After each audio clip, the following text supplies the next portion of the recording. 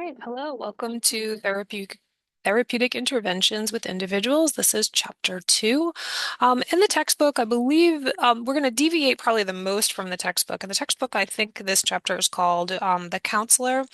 And here I'm going to just focus on the helping professional. So the core skills that are needed for helping professional, whether you're going to be a case manager or whether or not you're planning on going to be a therapist. These are the core skills that you're going to need no matter what type of work you decide to do in the human services. Okay, so things that we'll be talking about on this slide, we're gonna be talking about the use of self and its importance in enhancing self-awareness. We're also going to be talking about qualities of a helping professional and then the core helping skills. So active listening, understanding emotions, and the importance of self-care. That's how these slides will be broken down. So the first concept that we're going to talk about is use of self. So when we talk about use of self, this is how you integrate the knowledge. So what you learn in this class or your other classes with your personality, with your beliefs, with your emotions. You're integrating your knowledge. That's what use of self is. And the way that I talk about this is a lot of you probably have had classes with myself, probably Professor Walter Orellana and Professor Frank Paul. And so the way that I try to describe this or give you a sense of it is that we all graduated from Rhode Island College's Masters of Social Work program. So that means we all got the same knowledge from the same college. But if you meet with us, our personalities, that knowledge is being filtered through our personalities, through how we grew up. And so it's going to come out slightly differently depending on if you're an introvert or if you're an extrovert or if you're a male versus if you're a female. Like all of those things can just be different. Our experiences can make some of these things different. So when we're talking about exploring the use of self, when we're talking about use of personality, we're understanding how your personality impacts your relationship with your clients. So think to yourself or ask yourself, what is your most prominent personality trait? And then think about how that personality trait can help your work with clients or and how it can hinder. So that's one of the things that we're always assessing for. How can when we're exploring use of self, how can my personality help me with my clients and how might it hinder? So very simple example, if you're an extrovert, what are some of the traits that an extrovert might help you with working with a client. So being an extrovert, you might be very easy for you to build rapport with your clients, to help them feel comfortable, to find things to talk about, to lighten the mood, right? That's probably going to be an easier thing for extroverts to do. But some of the things that can be a little harder for extroverts to do is to listen. As you know, as much as it is for talking. Versus imagine your prominent personality trait is that you're introverted. So introverts are known for being good listeners, but they can feel a little awkward. It can make it harder for them to build rapport with their clients as well. And so that might be a way where they can struggle. Great at listening, but might be hard to build the relationship with the client. So when we're looking at exploring use of self, we're always paying attention to how can it help and how can it hinder. So going into your belief system, so understanding how your belief system and how it blends with the profession, with the clients. So your clients have a different belief system than you, or even the agency. Does the agency have the same values that you have, or do you have different values? So you're always looking at how they blend together. And so some examples, think for yourself, like, what do you believe about the nature of humankind or human beings? Do you think that human beings are good, or do you think that they're not all so good?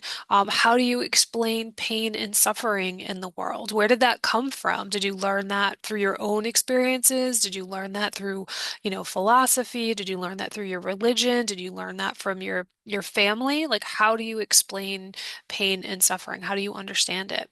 And like, what do you think the meaning of life is? And so then when you're thinking about all of these things, think about what your beliefs are, but how those beliefs could be similar or different than the clients that you are working with, or even your coworkers for that matter.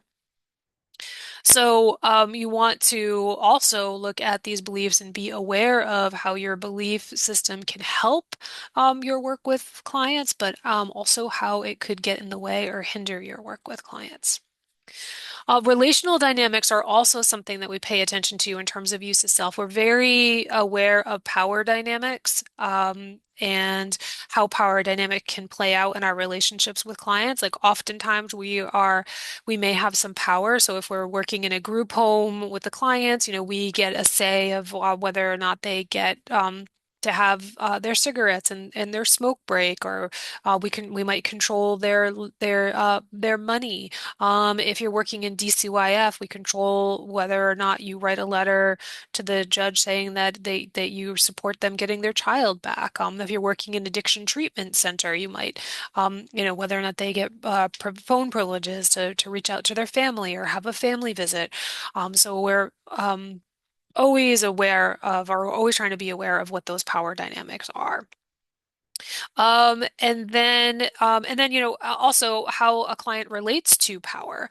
Are they uh, afraid to tell you if they've done something wrong because of the power dynamic? I've heard a lot of times from people saying that, they don't tell their therapist everything because they want their therapist to feel like they've done a good job and they don't want to disappoint their therapist, right? So, that all plays into power dynamics as well. Use of emotion is also another one. So when we're working with clients, we may not always have positive emotions. We might have anxiety, like especially when we're newer in the profession, like how do I help this person? I'm not really sure how to help this person. And so we could be feeling this anxiety, or we could be feeling frustrated because our clients aren't doing what they said that they were going to do, or we could feel like anger towards our clients. So how are we going to manage those emotions? Because emotions will leak out and they will feel them. Your clients will feel them, even if you think you're hiding them from them. They oftentimes can feel those things. So being aware of how, if we have positive emotions towards our clients, negative emotions, neutral emotions, how that's going to impact the relationship. And then in terms of self-disclosure, um, determining how much personal information that you're going to share with a client. And so that a lot of that depends on the nature of where you're working. So if you're working in a prison system, you're probably going to have really tight boundaries and not going to share a lot of information. But if you're working with somebody who's, in hospice care, who's towards the end of their life, you might be sharing more information with that person. It just really depends on the population that you're working with. If I'm working with somebody that I know has a personality disorder, I'm going to be very cautious about self-disclosure. Or what I disclosed to the client. So those are just some things that we have to be aware and recognizing depending on where we work or what populations we're working with, that self-disclosure may need to be really tightened up, or there could be more flexibility with it. Moving on to qualities of a helping professional. So when we think about, case managers, when we think about therapists, when we think about the people who want to help others, what are some of those qualities? So when if you had to reach out to a case manager, if you had to reach out to a therapist, what qualities would you possibly want in that person? So take a moment and think of some of those qualities. And it might be you want someone to be approachable, compassionate. You might want them to be competent and know what they're doing. Cultural awareness might be really important to you, that they're non-judgmental, that they're open-minded. Maybe you want somebody who's optimistic and sees the good and believes that change is possible. Maybe you want somebody who's really organized. You want someone to respect client choices. You want someone who's responsible. They're going to be on time for your appointments and show up when they say they're going to show up, write the letters when they say they're going to write the letters. Maybe you want someone who's resourceful. So thinking about the qualities that you would want in a helping professional, and then looking to see what those qualities are that you have and maybe some of the qualities that you might need to develop. Now, there's going to be a survey in the weekly content in the chapter uh, 1, 2, and 3 folder. Week one, I think it says week one. There will be I think it's a survey that's in there for you to explore some of these things, but you're going to rate whether you're almost always this some of the time or rarely. So, I'm willing to look at my own behaviors and how they impact others. I'm aware of my own emotions and can easily regulate them. I believe that people can change. I can listen to the points of view of others without getting upset. I'm aware of how other people feel. I'm flexible and willing to change. I'm patient with other people and I'm comfortable with other people's emotional reactions. So from doing these in person, typically the ones that people say that they're the most concerned about are being able to regulate their emotions if they feel upset. They might say that some points of view they can listen to, but there's certain points of view that just get them heated or upset and can be hard to hear and be neutral on. Other people say that, I'm comfortable with like certain emotions, but there are some emotions that are hard for me to sit with. I know for myself personally, anger, if somebody is angry at me, or expressing a lot of like anger at me, that can be a tougher emotion to sit with. I can sit with anxiety, I can sit with sadness, but if somebody is angry, that's harder for me to sit with. So, what are some of the emotions that might be harder for you to be present with? So there'll be a survey where you can take that and do a reflection. Another area is cultural competence and humility. So with this, constantly examining your beliefs, your attitudes, your unconscious or implicit bias. Um, you want to make sure that you have knowledge and understand the dynamics of oppression, racism, and discrimination. Understand that privilege, um, as it pertains to race, gender, sexual orientation, and social class, and also aware of inclusive language, how language is constantly shifting. So those are some things that will help with your knowledge about cultural competence. And Intro to Social Work, we talk about some of these things, and hopefully in some of your other classes, you explored some of these concepts as well. And then techniques, recognizing that certain counseling techniques might not be appropriate for all clients. So just because this is an evidence-based therapy doesn't mean that it's an evidence-based therapy for all populations that you're working with. So doing your research and making sure you're aware of those things. So this is a diversity self-awareness assessment. Again, if you go into week one, you'll see a survey there where you can take it and show, almost always some of the time or rarely. And it's adapted from Washington College's diversity, equity, and inclusion assessment. So some of the things that are in that is like I view human difference as positive. Do you view that almost always, some of the time, rarely? I have a clear sense of my own ethnic, cultural, and racial identity. I'm aware of how my cultural perspective influences my judgment. I'm aware of the assumptions I hold about people from different cultures than my own. I'm aware of the stereotypes as they arise and have developed personal strategies for reducing the harm that they cause. And I seek opportunities to meet people who have different cultural experiences than my own.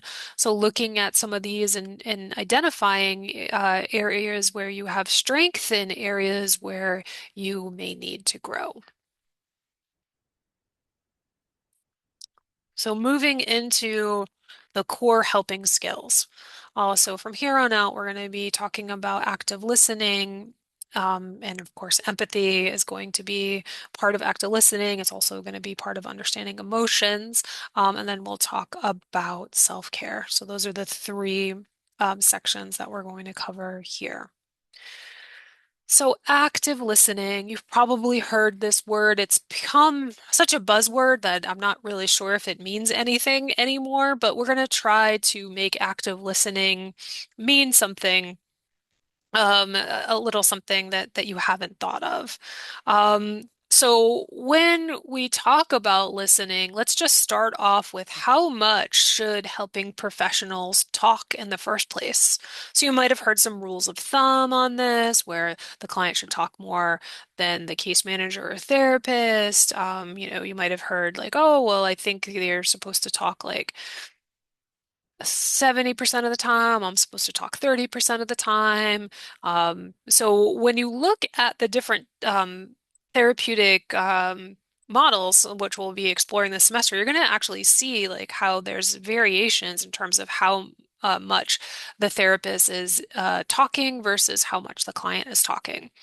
Um, so if you're doing like psychodynamic and existential, you're going to see the rule that you probably heard before, which is like the 70-30 rule. The client's talking the majority of the time, 70%, and you're probably talking about like 30% of the time. Now, if you go into person-centered, that is actually the client is the one where the client talks the most. So they should be talking 80 to 90% of the time, and you should only be talking about 10 to 20% of the time. Some therapies that we're not going to do because this is the 7-week crash course. We're not going to do Gestalt, but that's a very active therapy. So there's more talking in that. The cognitive behavioral therapies, the rational emotive behavioral therapy, and CBT, those are more interactive. So there's more talking. With the client, they're doing like psychoeducation, they're doing like all kinds of different things. So you see more talking in those than you do in some of the other ones. Feminist and narrative therapy has the client talking more. Motivational interviewing has the client talking more. DBT, DBT has is more interactive, so there's more of like a could be like a 50-50 happening there. And then family systems, just because you're navigating so many people, like a whole household. There's more, a therapist is going to be doing more talking as well.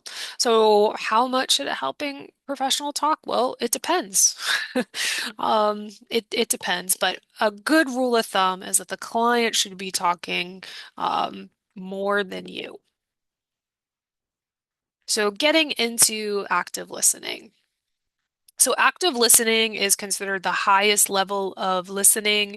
It requires your full attention, your full presence, and it also requires that there's no time pressure. So, think about that in human services where things are billable, billable hours, but we usually bill in like 15-minute intervals. So, there's a time pressure there.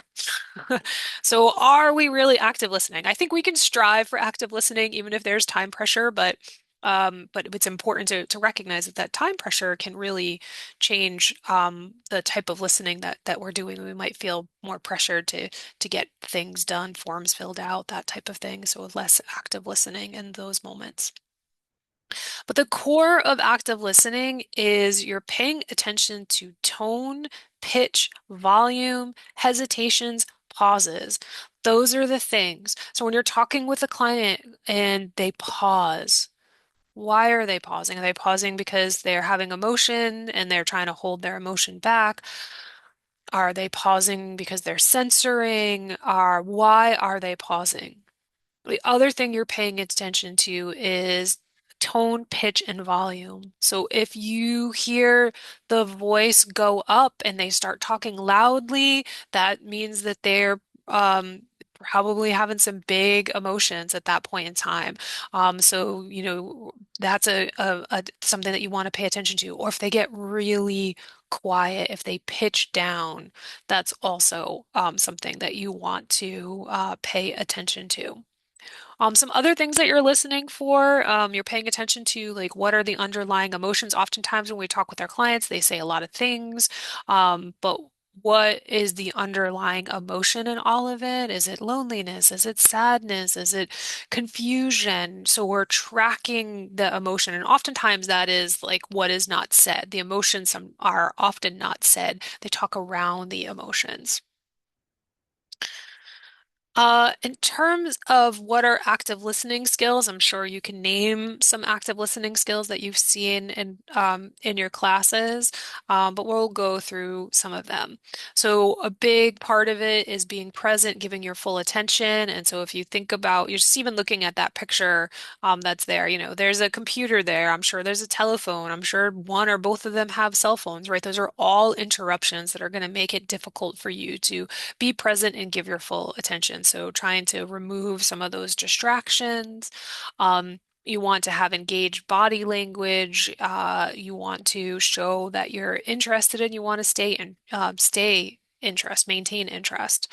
That non-judgmental attitude that you care about, that's important, showing compassion and empathy and kindness.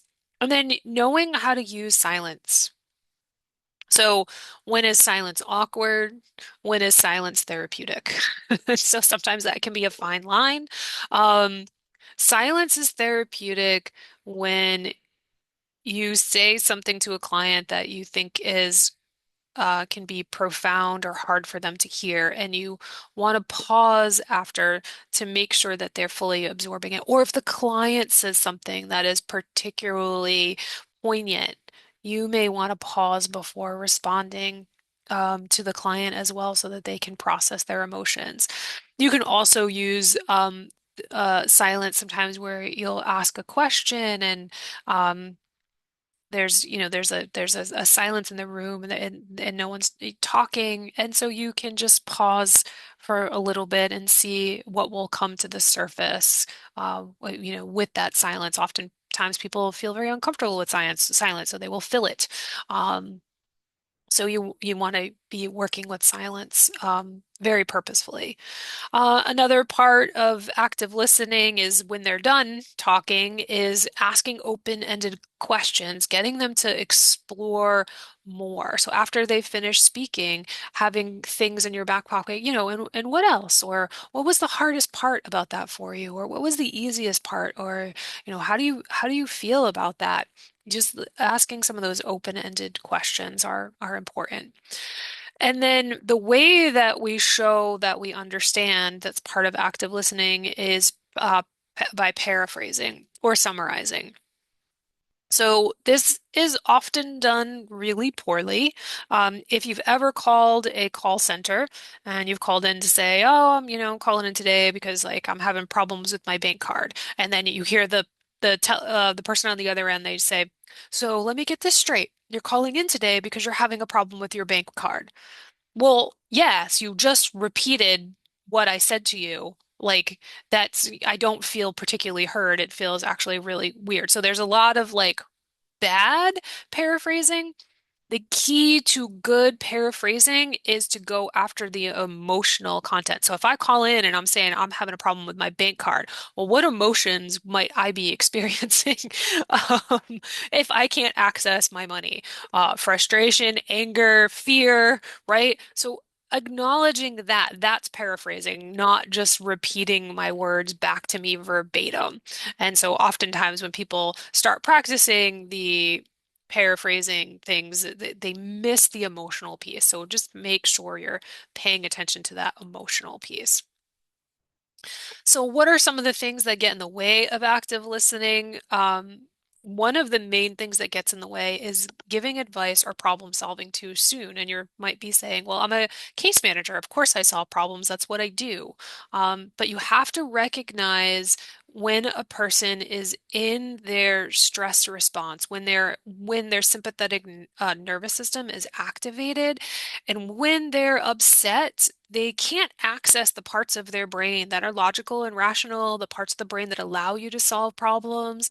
So, oftentimes we may be ready to solve their problems. We might even know how to solve their problem, but they are not ready.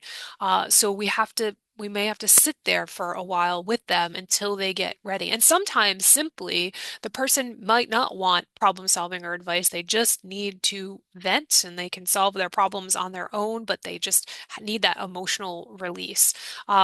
So it's you can always ask too with a, like, oh, did you what do you need from me right now? Do you need me to just listen, or do you want to try to see if we can fix this, right? So you can just simply ask them what they need, and oftentimes they'll tell you what they need.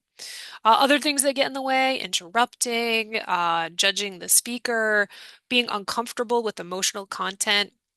I saw an interview recently with actor Ron Perlman, and he wasn't with a therapist; he was just with an interviewer. But Ron Perlman was sharing some really deep, personal, vulnerable things with the interviewer, and the interviewer was just glossing over it.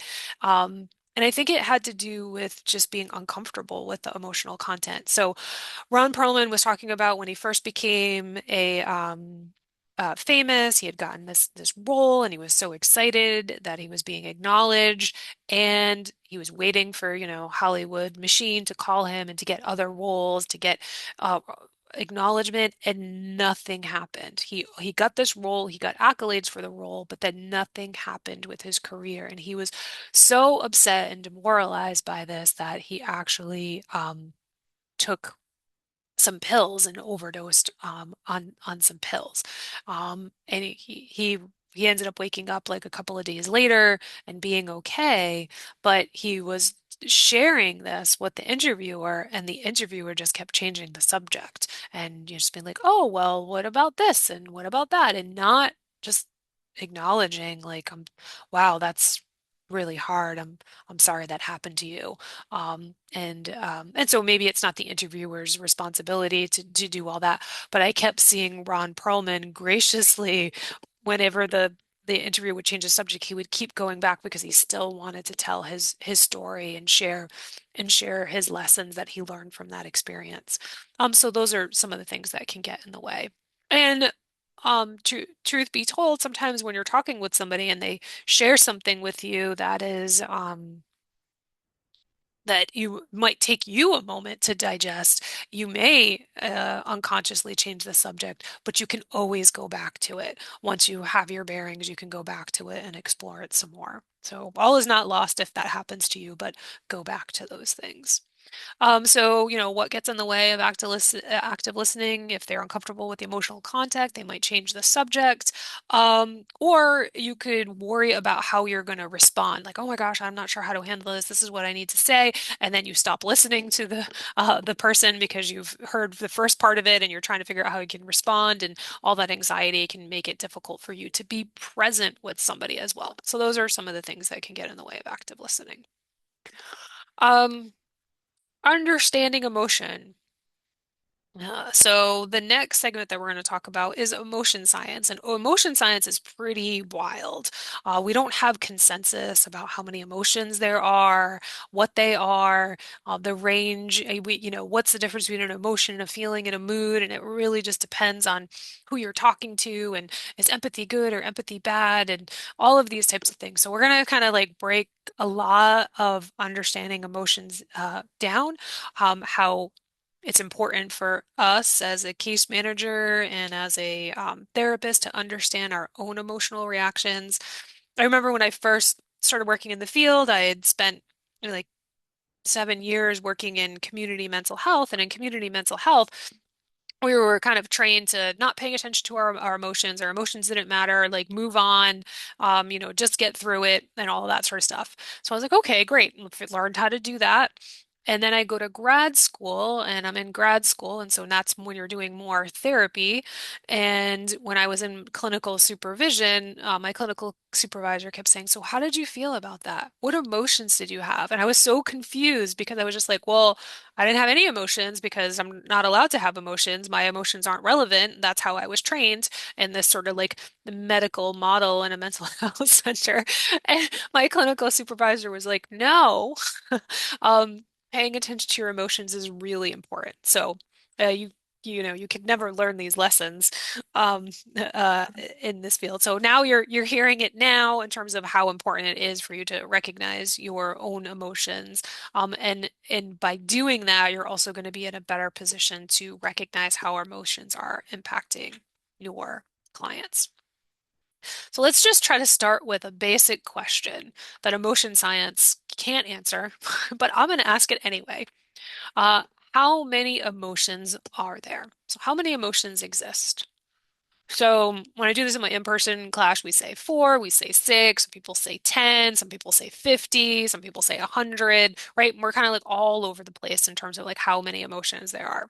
So researchers have not reached a consensus regarding emotions. The range can be anywhere between six emotions and up to 34,000. So that's a huge range.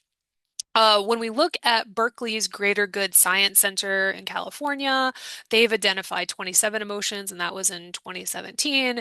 And then Brene Brown, who is a social work researcher um, out of Austin, Texas, I believe, in 2021, she identified 87 emotions or emotional experiences.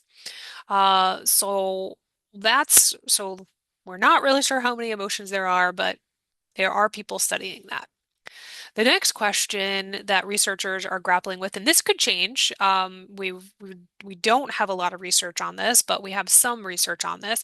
How long do emotions last? So when I ask this question in in-person class, I get, oh, I don't know, it depends on the emotion. Maybe it hangs around for a couple of minutes, maybe it hangs around for half a day, maybe it hangs around for a couple of days, weeks, months, it depends on what it is, right? So that's fairly reasonable.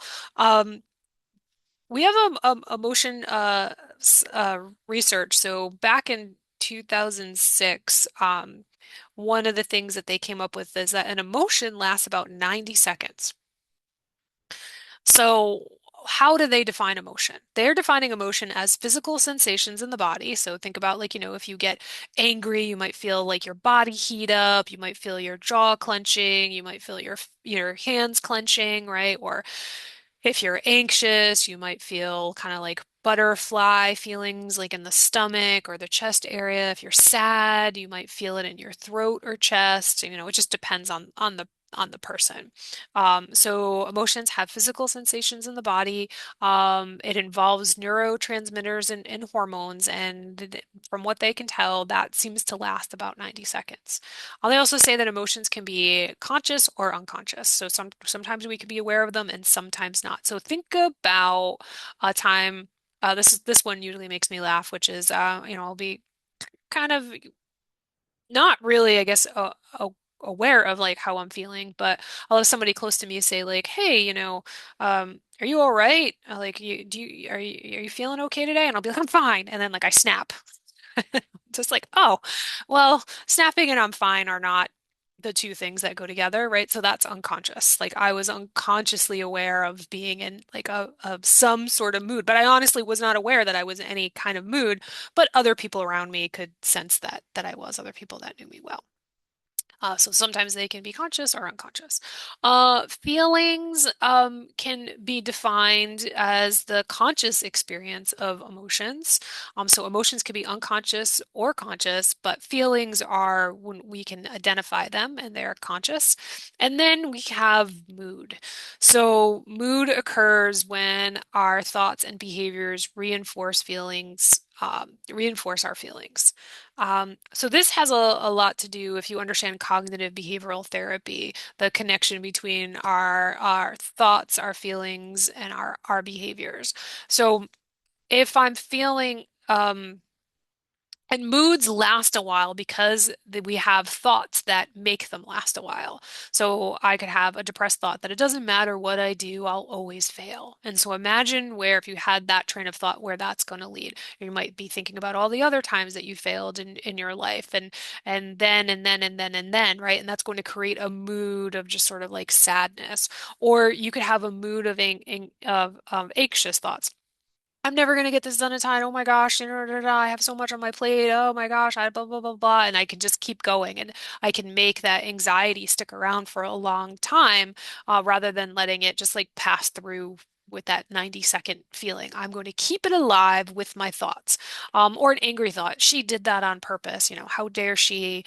She's just done this before, and I can just keep telling myself this angry story that's going to keep me in an angry mood. And then I can reinforce this with behavior. Like, so when you're depressed, like, what are some things that you do? Like, you probably are just like, oh, I'm just going to eat potato chips and ice cream, sit on the couch, do nothing, kind of be slothful, right? And then that's just going to keep me in a depressed state versus maybe I should go out and get some fresh air. Eat some food that's going to make me feel better, not worse, right? So there's that connection there where like our behaviors and our thoughts can keep us kind of trapped in that mood. Um, what is the purpose of emotion? This is kind of an interesting question in terms of looking at science, and we had a pretty good idea in terms of the purpose of emotion, for things like anger and fear and anxiety, but it wasn't until recently that we started to even understand the purpose of positive emotions. Our emotions are information and they can drive action or inaction. So they can give us information um, to, if I'm angry about something, then maybe the action will be to communicate my anger and set a boundary. All right. Um, they can also tell us and or communicate to us that we have unmet needs, or that something needs to change. So that could be another purpose for emotions. And they also have wisdom. So resentment tells me if I'm feeling resentful, it tells me that a boundary has been crossed. If I'm feeling fear, there could be a potential threat or danger. And if I'm experiencing the positive emotions, what the purpose of a positive emotions now is it's connected to resilience. And so what they talk about with this is that when we have positive emotions or positive experiences, this helps to build us up and makes it so that when something inevitably goes wrong, it doesn't it doesn't feel like it's the straw that broke the camel's back, right? If we haven't had a lot of positive emotions and positive experiences, something very small can set us off. Um, so those are some of the things that they've learned about the purpose of emotions. Understanding compassion and empathy. So there's a lot of different research around compassion and empathy. I am taking the research that Brene Brown has done around compassion and empathy. So these terms might be, if you've taken a different class, they might use them a little bit differently, but this is how Brene Brown has researched them and understood them in her book, I think called Atlas of the Heart. So she says that compassion is being present with someone's pain and suffering without trying to fix or solve it. So that's what compassion is, being able to just be with someone's pain and suffering. And then empathy is what allows us to understand and reflect back a person's emotional experience. So empathy will help us to say, "Oh my gosh, that must be s- I'm so sorry that you're dealing with that. That must be so hard to deal with," or something like that. That's empathy. We can be present with it and then we can acknowledge. Empathy allows us to acknowledge it. Of the empathy, there's two types of empathy. There's cognitive empathy and there's affective empathy. So cognitive empathy allows us to hold space for when we're working with another person's emotions without being overwhelmed by it. We can just hold space for it, recognize it, honor it, sit with it, but not if someone's in grief, we don't feel their grief, but we understand that they're in suffering. Whereas effective empathy is when we take on someone else's emotion. So if they're in grief, we feel their grief and maybe we feel our grief. And then the next thing you know, like can't help them anymore, because we have been hijacked. Our emotions have been hijacked, or we feel worn out because of all the emotions that we were experiencing in that moment. So, uh, some of the research that says if you tend to be have more effective empathy, some of the things that can help you stay in cognitive empathy are mindfulness practices. Some of those self-care practices, breathing, yoga, those types of things can help you stay more in that cognitive space versus being overwhelmed by somebody else's emotions or problems. She also says, and I think this is really important because it differentiates between pity and sympathy. She says that compassion and empathy create connection, meaning I know what it's like to suffer. My suffering might be not the same as yours, but I've experienced emotional pain and suffering in my life, and I recognize that you are experiencing pain and suffering. And so I understand that. It might be different, but I understand what it's like to suffer. Whereas if you're in pity or sympathy, it creates difference. It's, I feel bad for you. Those types of things happen to people like you, not me. I'm glad that happened to you, not me, right? That's creating that distance there. But compassion and empathy does the opposite of that. It creates connection. And then she also mentions the importance of boundaries. She says that the people who are the most compassionate, the most empathetic, actually have pretty firm boundaries. And she says the reason that they're able to show up consistently with compassion and empathy is because they know themselves and they're able to have boundaries around what their needs are. And people who tend to not have strong boundaries, um, are not able to show up as consistently as people who are. Um, so here's a little test for you. In the picture, you're going to see a little kid's shoe and you're going to see an ice cream cone that fell on the ground. And I think we've probably all experienced some version of this growing up. Um, so how would you show compassion and empathy to this kid without trying to fix it? Be so easy. Just take money out of your wallet, buy the kid a new ice cream. But how could you show compassion and empathy without trying to fix it? It's not always easy. But that is just to give you an understanding of what compassion and empathy is. So how do I get better at recognizing my own emotions? So what the research says is if you're able to name your emotions, then you are more likely to recognize them and more likely to regulate them.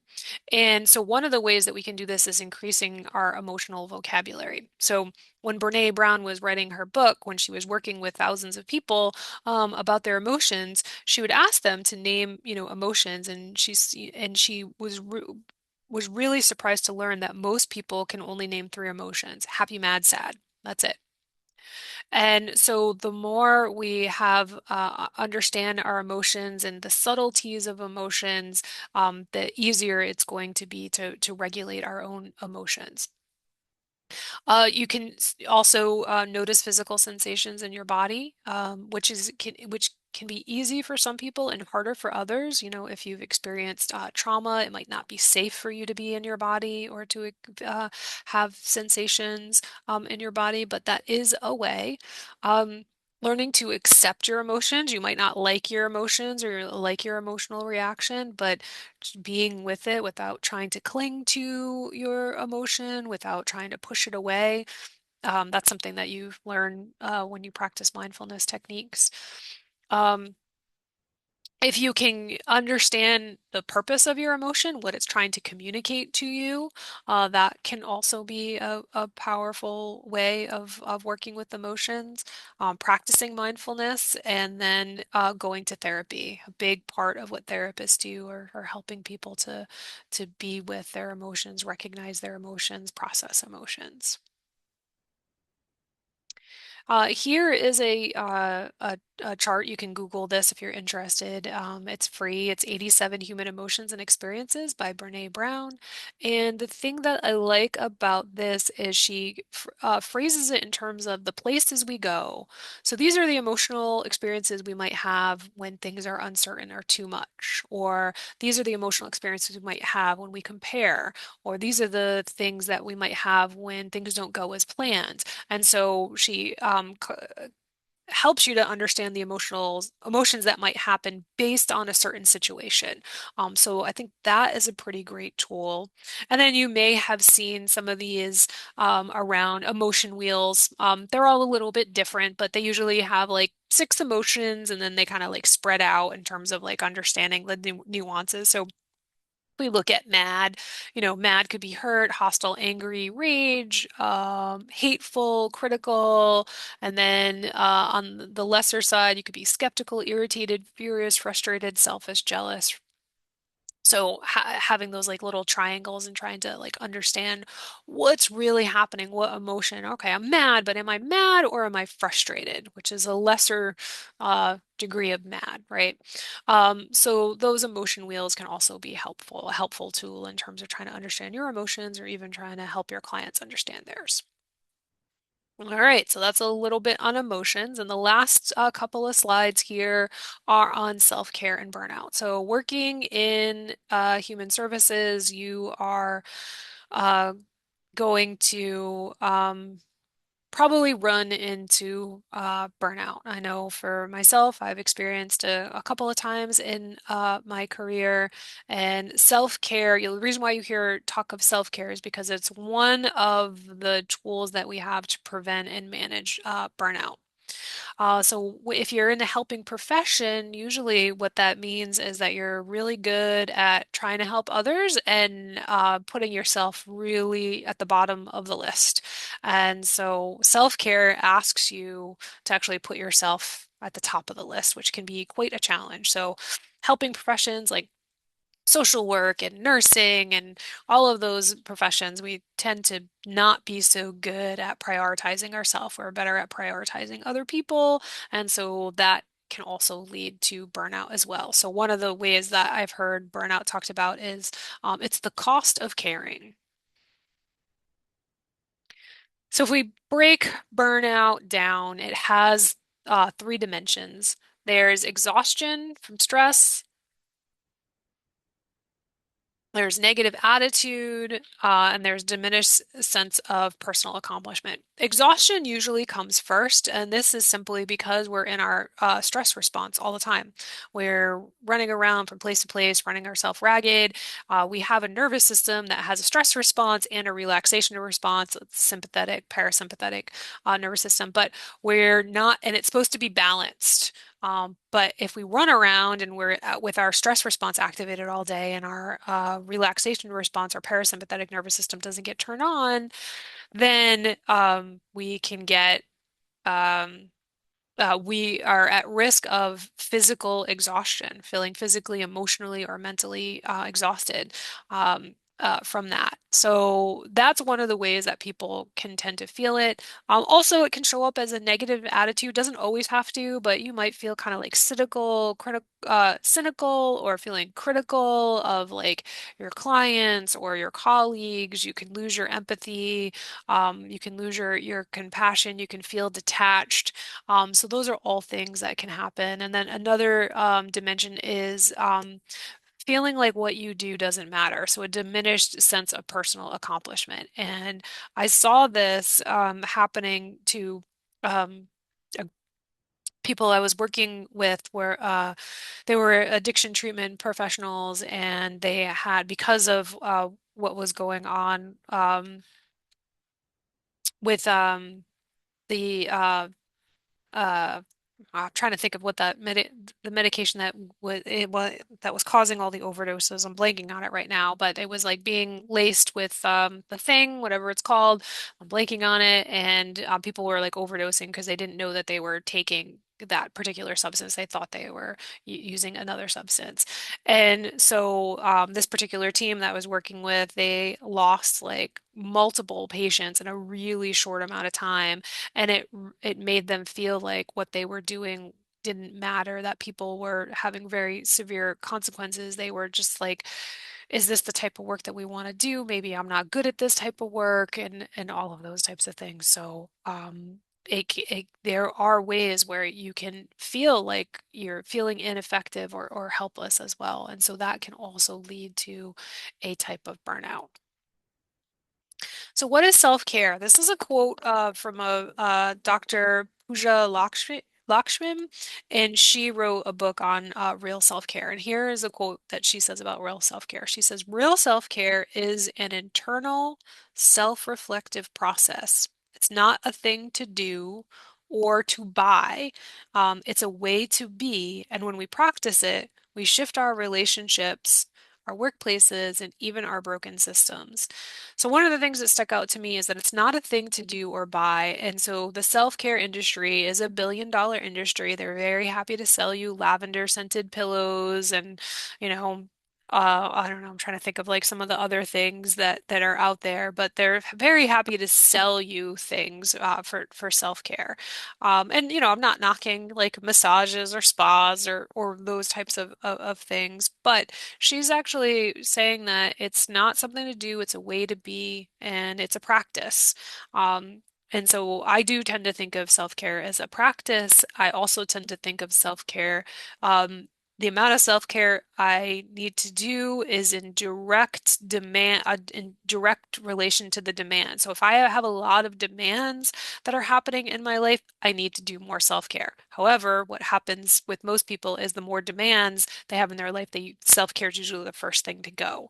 But in reality, we need to balance the demands with something positive in our life. So not everybody, when they hear the word self-care, thinks positively. They're just like, oh, it's just another thing to do. I feel guilty because I'm not doing it, and another thing to feel guilty about, all of those things. So we have a complicated relationship to self-care.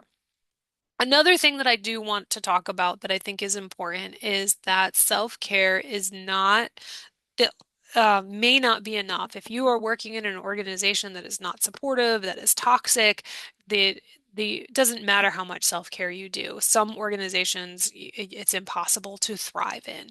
So that's something that you want to kind of keep in the back of your mind. And, you might want to have some questions when you're doing your interview to get a sense of like what their work-life balance is, how supportive they are, if the organization is going to help you thrive and be successful and do the work that you want to do, as well. So self-care is important, but I don't think it is everything. All right, so that is what I have for you on the helping professionals chapter. Again, it's different than what's in your book because the book is geared a little bit more towards therapy, and these are some basic skills that whether you're going to do therapy or whether you're going to do case management or whatever it is that you're going to do in human services, these will be some skills, concepts, some ideas that will help you regardless of where you decide to work. All right. Thank you. Take care. Bye.